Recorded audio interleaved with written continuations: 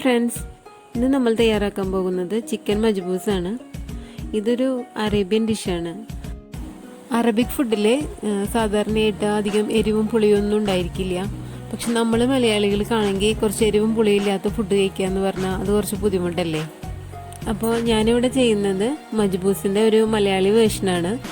അപ്പം നമുക്ക് ഇഷ്ടപ്പെടുന്ന രീതിയിൽ എങ്ങനെ മജ്ബൂസ് ഉണ്ടാക്കാമെന്നാണ് ഞാനിവിടെ നോക്കുന്നത്. അതിനായി 1 കിലോ ചിക്കനാണ് എടുത്തിരിക്കുന്നത്.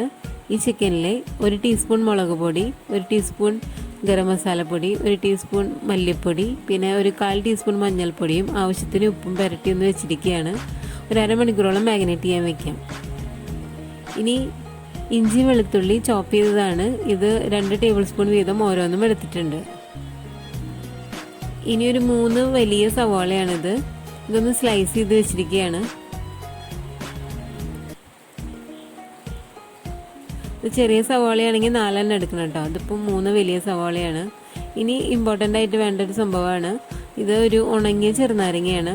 ഇത് മജ്ബൂസിൽ ചേർക്കുന്നതാണ്. അപ്പോൾ ഇത് നമുക്കിത് സൂപ്പർ മാർക്കറ്റിൽ നിന്നൊക്കെ ഇവിടെ വാങ്ങാൻ കിട്ടും, മജ്ബൂസിൽ ചേർക്കുന്ന ചെറുനാരങ്ങ. ഇനി തക്കാളി, ഒരു 4 വലിയ സൈസ് തക്കാളി ഒന്ന് ചെറുതാക്കി ചോപ്പ് ചെയ്ത് വെച്ചിട്ടുണ്ട്. പിന്നെ വേണ്ടത് മജ്ബൂസ് മസാലയാണ്. മജ്ബൂസ് മസാല ഒരു 2 ടേബിൾ സ്പൂൺ എടുക്കുന്നുണ്ട്.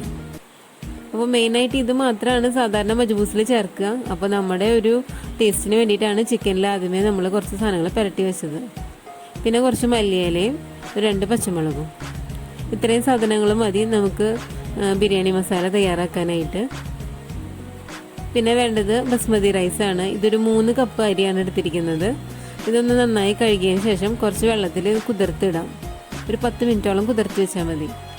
ഇനി നമുക്ക് ഒരു ചട്ടി വെച്ചിട്ട് വെളിച്ചെണ്ണ ഒഴിക്കരുത്, ഏതെങ്കിലും വേറെ ഓയിൽ. ഞാൻ ഇപ്പോൾ സൺഫ്ലവർ ഓയിലാണ് എടുത്തിരിക്കുന്നത്. ചൂടായതിന് ശേഷം ചിക്കൻ പീസസ് ഇട്ടിട്ട് ഒന്ന് ഫ്രൈ ചെയ്യാം. ഇപ്പോൾ ഫ്രൈ ചെയ്യാന്ന് പറഞ്ഞാൽ ഇത് വെന്ത് പോകുന്നു വേണ്ട, ഒരു ഹാഫ് കുക്കായിട്ട് എടുത്താൽ മതി. ജസ്റ്റ് ഒന്ന് തിരിച്ചു മറിച്ചിട്ട് ഒരു 5 മിനിറ്റ് വെച്ചതിന് ശേഷം നമുക്കിത് കോരിയെടുക്കണം.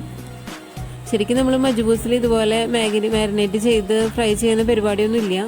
ഇപ്പം നമുക്ക് ചിക്കനിൽ കുറച്ച് മുളക് പൊടിയൊക്കെ പിടിക്കാൻ വേണ്ടിയിട്ടാണ് ഞാൻ ഇതുപോലെ ചെയ്തത്. ഇതാ മതി, ഇത്രയും കുക്കായാൽ മതി. നമുക്കിനി ഇത് കോരിയെടുക്കാം.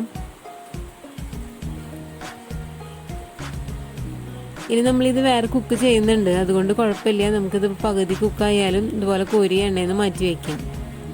ഇനി നമ്മൾ റൈസ് വയ്ക്കാനായിട്ട് ഒരു കുക്കറാണ് ഞാൻ എടുത്തിരിക്കുന്നത്. അതിലേക്ക് നമ്മൾ ചിക്കൻ ഫ്രൈ ചെയ്ത എണ്ണ തന്നെ കുറച്ച് ഒഴിച്ചു കൊടുത്തു. ഇനി കുറച്ച് ഹോൾ സ്പൈസസ് ഇട്ട് കൊടുക്കാം. കുറച്ച് പട്ടയും ഗ്രാമ്പൂ, ഏലക്ക, പിന്നെ നമ്മൾ ഉപയോഗിക്കുന്ന തക്കോലം, പെരുംജീരകം, അങ്ങനെയുള്ള ഹോൾ സ്പൈസസ് കുറച്ചിട്ട് കൊടുത്തു. അതൊന്ന് പൊട്ടി വരുമ്പോൾ നമ്മൾ സ്ലൈസ് ചെയ്ത് വെച്ച് സവാള ചേർത്തൊന്ന് വഴറ്റിയെടുക്കാം. ഈ സവാള ഒന്ന് നന്നായി വഴറ്റി വന്നതിന് ശേഷം നമുക്ക് ചോപ്പ് ചെയ്ത് വെച്ചിരിക്കുന്ന ജിഞ്ചർ ഗാർലിക് ചേർത്ത് കൊടുക്കാം. ഇത് വേണമെങ്കിൽ നമുക്ക് ചതച്ചും ചേർക്കാം കേട്ടോ. ഞാനിപ്പോൾ ഇത് ചോപ്പ് ചെയ്ത് ചേർത്തുന്നേ ഉള്ളൂ.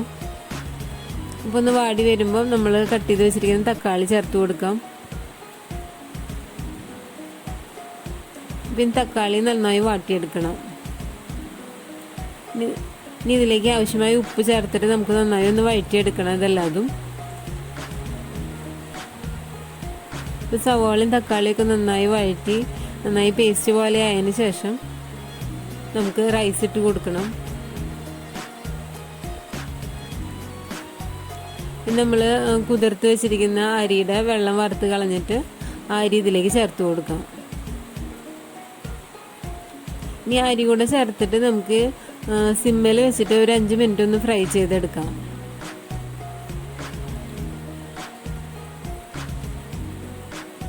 നമ്മൾ ഇളക്കിക്കൊണ്ടിരിക്കണം, അല്ലെങ്കിൽ ഇത് അടി പിടിക്കാൻ ചാൻസ് ഉണ്ട്. ഒരു 5 മിനിറ്റ് ഇളക്കി കൊടുക്കാം. ഇനി നമുക്ക് ഇതിലേക്ക് ചേർക്കേണ്ടത് തിളച്ച വെള്ളമാണ്. അപ്പോൾ വെള്ളം തിളപ്പിക്കാൻ വെക്കാം. ഇപ്പോൾ 3 കപ്പ് അരിയാണെങ്കിൽ ഒരു 4-5 കപ്പോളം വെള്ളം തിളപ്പിക്കാം.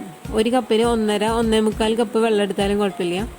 ആ ലെവലിൽ വേണം വെള്ളം എടുക്കാനായിട്ട്. എന്നിട്ട് തിളച്ച വെള്ളം ഇതിലേക്ക് ചേർത്ത് കൊടുക്കാം.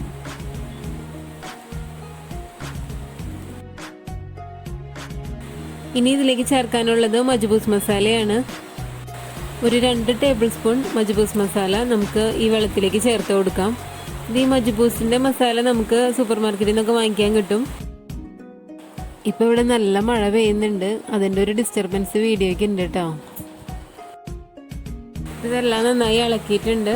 ഇനി നമ്മൾ എടുത്തു വെച്ചിരിക്കുന്ന നാരങ്ങ അവിടെ ഇവിടെയൊക്കെ ഒന്ന് ഹോളിട്ടിട്ട് ഇതിലേക്ക് ചേർത്ത് കൊടുക്കണം. ഇത് നമ്മുടെ ഒറിജിനൽ നാരങ്ങ ഉണക്കണത് തന്നെയായിരിക്കും തോന്നുന്നു, പക്ഷേ ഇതിങ്ങനെ വാങ്ങണതാണ്, അതുകൊണ്ട് നമ്മൾ ഉണക്കിയാലൊന്നും ശരിയാവില്ല കേട്ടോ. ഇതെങ്ങനെയാണ് ഉണക്കുന്നതെന്ന് എനിക്കറിയില്ല. ഇനി ഇതിലേക്ക് ആവശ്യത്തിന് ഉപ്പ് ചേർത്ത് കൊടുക്കാം.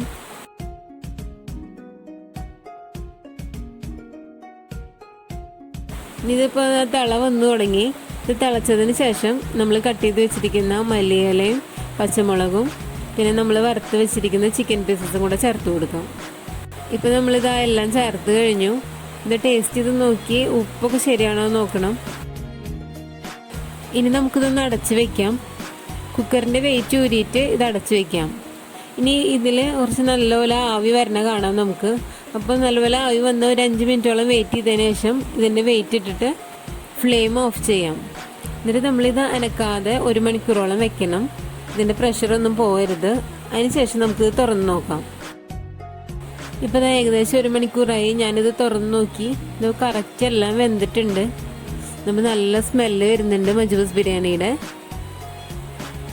ഇപ്പം നമ്മുടെ സൂപ്പർ ടേസ്റ്റി മജ്ബൂസ് ഇവിടെ തയ്യാറായി. മജ്ബൂസ് ഇതുവരെ കഴിച്ചിട്ടില്ലാത്തവരെല്ലാവരും ഇത് ട്രൈ ചെയ്ത് നോക്കണം. മജ്ബൂസ് മസാലയും ഈ നാരങ്ങയൊക്കെ നമ്മുടെ നാട്ടിലിപ്പോൾ ഏത് ഷോപ്പിലും കിട്ടുന്നുണ്ട്. അപ്പം നമുക്ക് എല്ലാവർക്കും ഇതൊന്ന് ട്രൈ ചെയ്ത് നോക്കാം. ഇതിപ്പോൾ വളരെ ടേസ്റ്റി ആയിട്ടുണ്ട്. എല്ലാവരും ട്രൈ ചെയ്ത് നോക്കി ഫീഡ്ബാക്ക് അറിയിക്കണം. ഇഷ്ടപ്പെട്ടാൽ ലൈക്ക് ചെയ്യാൻ മറക്കരുത്. പിന്നെ നമ്മുടെ ഈ വീഡിയോസ് ആദ്യമായിട്ട് കാണുന്നവരാണെങ്കിൽ പ്ലീസ് സബ്സ്ക്രൈബ്. താങ്ക്